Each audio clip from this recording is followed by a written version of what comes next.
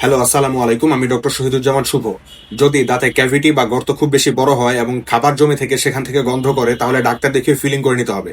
যদি দাঁতে শিরশির করে, তাহলে ডাক্তার হয়তো রুট ক্যানেল ট্রিটমেন্টের কথা বলতে পারেন।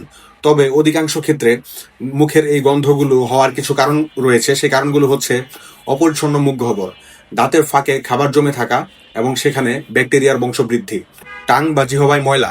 আমরা দাঁত মাজলেও জিহবা পরিষ্কার করতে ভুলে যাই, যা দুর্গন্ধের অন্যতম প্রধান উৎস। ড্রাই মাউথ বা শুষ্ক মুখ, মুখে লালা কম তৈরি হলে ব্যাকটেরিয়া দ্রুত ছড়ায় এবং মুখে গন্ধ করে। খাদ্যাভ্যাস, অতিরিক্ত কাঁচা পেঁয়াজ, রসুন বা তামাকজাত দ্রব্য সেবন করা। অন্যান্য রোগ, অনেক সময় দাঁতের মাড়ির সমস্যা, লিভার বা কিডনির রোগ, এমনকি গ্যাস্ট্রিকের কারণেও মুখে দুর্গন্ধ হতে পারে। ঘরোয়া সমাধান এবং নিয়ম: নিয়মিত ব্রাশ ও ফ্লসিং, দিনে অন্তত 2 বার সকালে এবং রাতে ঘুমানোর আগে দাঁত ব্রাশ করুন।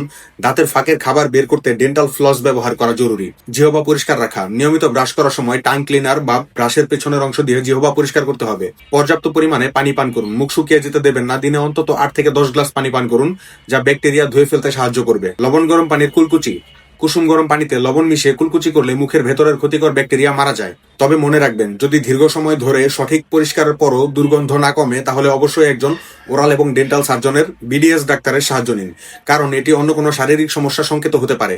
পরিষ্কার থাকুন, সুস্থ থাকুন, ভালো থাকুন। কিছু জরুরি টিপস: ব্রাশ পরিবর্তন, প্রতি 3 মাস অন্তর অন্তর টুথব্রাশ পরিবর্তন করুন।